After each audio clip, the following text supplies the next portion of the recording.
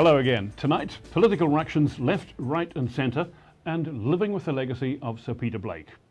More than a week on from the election, it's still a bit of a cliffhanger. John Key is holding off going to the Governor-General until the final votes are counted and he knows where the Māori Party's going.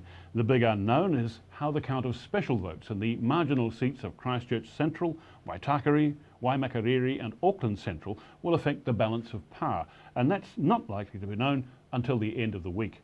Meantime, most media attention is focusing on the leadership changes taking place in Labour and the Māori Party. But there is one party that's certainly something of a winner in last month's election, even though it didn't score a single seat in Parliament. Colin Craig's Conservative Party pulled enough party votes from ACT to reduce ACT's representation in the next Parliament from 5 members to just 1. The Conservative Party ticket pulled more party votes than ACT and United Future combined, and in the race for the true blue seat of Rodney, Craig personally pushed the Labour candidate out of second place and totally blitzed his ACT rival. Colin Craig, welcome. Okay. Congratulations. Thank I don't know whether I should congratulate you, actually. There again, I probably should. Probably, I think, yes. Are you missing being part of all the machinations that are going on now the election is over? I'm not too unhappy not to be part of it. I think it's going to be a difficult term of government anyway. And for us as a party, we've only just started, registered less than 2 months ago. We're going to be able to use the next 3 years as very, very productive building time. Okay, but what does happen now for you? What do you do? Let's face it. Let me ask you this. When you entered this campaign, did you go in with the plan that you were going to scupper ACT? No. No, we... what was your plan? Look, our plan was to go in there to make a coherent argument as to why people should vote for the Conservative Party. And ultimately, our goal was to get there if we could. I think we achieved most of what we set out to do. We didn't get the support from voters to get us there, but we got very strong support from voters, considering this was the election when minor parties missed out. You set as your goals for this election that you were going to take Rodney and you were going to get 5% of the vote. That was the ideal, yep. Okay, that was the ideal. It was. Well, you fell short of your own mark. What do you feel about that? Why? I think to address those two things separately, in terms of the party vote, we built, from 4 weeks out, we're at zero support, we built that to approximately 2.9 by election day. The early votes were 2.3%. Yeah. The later votes about 2.9. So we're very happy that we campaigned strongly and built the support. Well, you didn't have to leave your campaign that late though, did you? Why did you do that? Well, look, I think everybody waited till after the World Cup and we did too. What was the rule that said you had to? Well, I think it was, maybe it was an unwritten agreement, but no, you know, you'll remember the blank billboards all up around the city because no one wanted to be the one to put their political billboard up in the middle of the Rugby World Cup. We needed more time, yes we did. In hindsight, and hindsight's a wonderful learning tool, but we'll have more time next time and we'll make the most of it. Okay, but I know that you do your research very carefully. Yeah, I do. You must have known what kind of impact you'd have had on the ACT vote. No, I think it actually surprised us. We expected to take more vote from National, and in the end, we took more vote from ACT, which is surprising.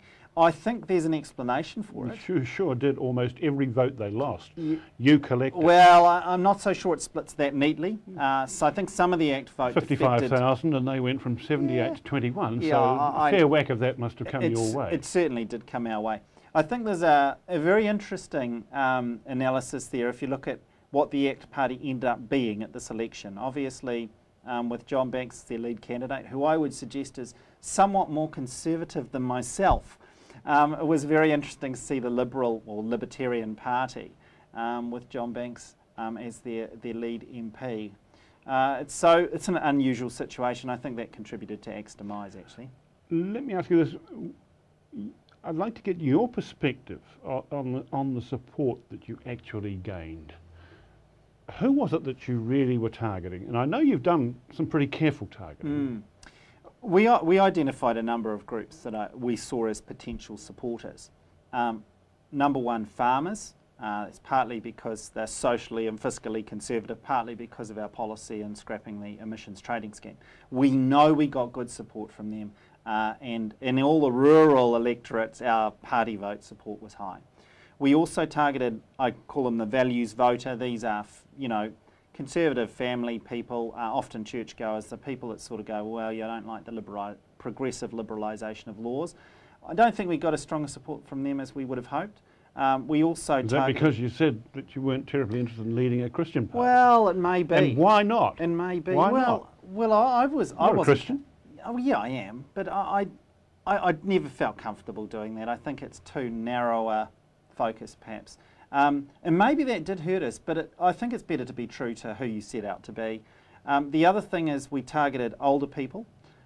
We saw that they were people who were more likely to have the sort of traditional values and would know that New Zealand could be better than it is now because they lived in a New Zealand that was better than it is now. And we did get significant support from that sector as well. So it was, yeah, we had identified groups, but it was a broad cross-section of support. You really honed up your message. You had it tight. There was the very short version, yes, and there was the somewhat longer version, yes, and there was the full version, but it was a very tightly honed message. I wonder, how did you hone that? I mean, did you go out and do focus groups and all of that sort of... No, we simply didn't have time. Testing? Okay, we so that's... No, we relied... Is that essentially you then?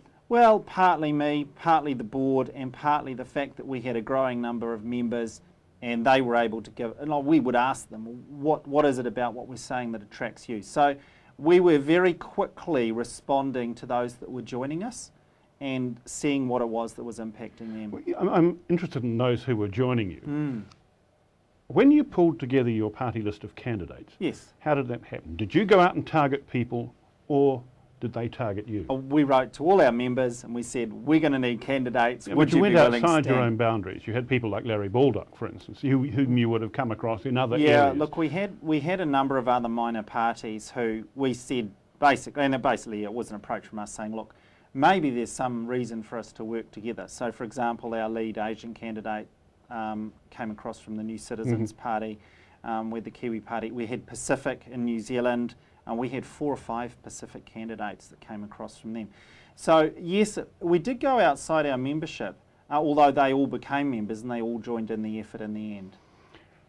Let me ask you this, what did your campaign cost? Because you're going to have to declare it anyway. Yeah, we don't have the final account. We expect it to cost between 1 and 1.5 million, and I will probably, as everyone knows, I'm going to be bankrolling the majority of that. We're not. Have you got any other big backers apart from you? No. But we had a third of our membership all gave donations. We didn't ask for it; they just sent it in. We didn't have the taxpayers like National and Labor for 1.1 million each to fund our campaign. Okay. Well, you've done your dough. You didn't get anybody into Parliament. No. Okay, it's an investment for the future, It is, presumably. yeah. But are you going to have to do? How many times are you going to have to keep doing this, Colin? Well, can you afford to? Well, it depends if the economy doesn't pick up. No, seriously, next time we'll be looking to get into Parliament. That's our goal. We'd like to be there, able to support somebody to form government and able to start getting some of our policy goals done. What are you going to do in the meantime to maintain the conservative political presence that you've established, but being outside Parliament and outside the mainstream? I think there is one advantage for being outside Parliament, and that allows us to focus our energies on efforts into building the party stronger. We are going to select key messages where we know that we can comment. The economy will be one of those. We don't believe the spend big, borrow big approach is going to work. I think that'll be proven out. And so we think we'll be in a strong position to comment on particular issues, and will continue to do so. You've said that your long-term ambition is to replace National. It's a big ambition. Haven't you actually got to get to the stage where you might be considered as a coalition partner first? Well, and what would you do if the phone rang and John Key said, could we have a chat, please, over a cup of tea? Well, I don't know about a cup of tea. That can be fairly deadly, as the ACT Party have proved. Clear the table. Long term, we intend to be a major party, yes. That's a long-term goal, and you're right. The first step for us here is to enter Parliament, which we'd like to do in the next election, and start from there, proving ourselves. Yes, we're going to need to work together with others. Can't I put to you that your natural partner would be National? Agree? Oh, I think so. So why do you go out and say, I'm going to replace you? That's a really good start. Well, I actually don't remember saying that, but certainly our... I've seen the quote. Oh, good, there you go. Well, certainly our intention is to become a major party. I don't think, would we ever totally replace National, i.e. wipe them out? I don't know. I think they've got a constituency, but I think the National Party is not what it used to be. They've definitely moved to the left of where they were, and a lot of the way they handle the fiscal things and the social things. And I think there's a significant gap there in the chance to establish a major ACT is party. now talking about restructuring, possibility of having talks with you. Yes, they're very keen on that idea. Are you very keen? I'm not very You're keen. not very no. keen. Why would we be? I think we're a young, and we are a young party. Our candidates are young, and many of our members are young. We've got a good future ahead of us. I almost think ACT slightly schizophrenic. They don't know whether they're Conservatives or Liberals. They better sort themselves out. But I actually think they've... You defined your ground. You're Conservative, That's right. Okay. We've defined our ground. I think they've hurt So those themselves ACT in Liberals the better long go term. somewhere else. Well, there's room. There's room for a Liberal Party, but I'd suggest many of them now finding that within National. Isn't there a danger, if you keep down the track that you're on, that you're going to end up splitting and confusing the centre-right, just as we are seeing the Greens split and confuse? Yeah, I don't see that as a danger. I think it would actually be quite healthy to, and we are obviously aiming, to take some of National's support and put it inside the Conservative Party. We think that we represent those people better than the National Party does. At the end of the day, it's the total number of votes and the ability to work together that will build a either centre-right or centre-left coalition. Essentially, though, there is a grave danger that you will either get to a situation where you will split, or alternately, you will actually be blurred out of existence. How do you deal with that? Look, I don't see that as a danger. I see that as a potential possibility for us, because once we've split off some of National's vote, and we won't pull it just from National, but obviously that's where most of the vote currently sits. Once we've done that, it gives us the potential to then be part of a coalition and be part of getting things done in a government in New Zealand. What will be your enduring priorities if you are going to go into a coalition partnership at some stage in the future with National? What are they? Look, one of our priorities... I want to know what is your no-sell zone? Yeah. Look, one of our... this time round, it would be state assets. I don't believe that'll be an option because I think they'll have privatised half of them by next time round. There's always another round. Yeah, it could be, and that's something we would be very, particularly with strategic and income-earning assets, that's a no-go zone for us. Referenda is also a bottom line for us. We believe that when a clear majority, and that means 2/3 of voters in a referendum, say something, that should be binding on government. It is in most other jurisdictions. Is that the explicit message that you will carry forward to the 2014 campaign? I think we are holding that for as long as we're a party. We're about the people and about the wish of the majority as expressed in citizens-initiated referenda here. Colin Craig, thank you very much. Thank you very much. Colin Craig, leader of the Conservative Party. One to watch. Coming next, living with the legacy of the late and great Sir Peter Blake.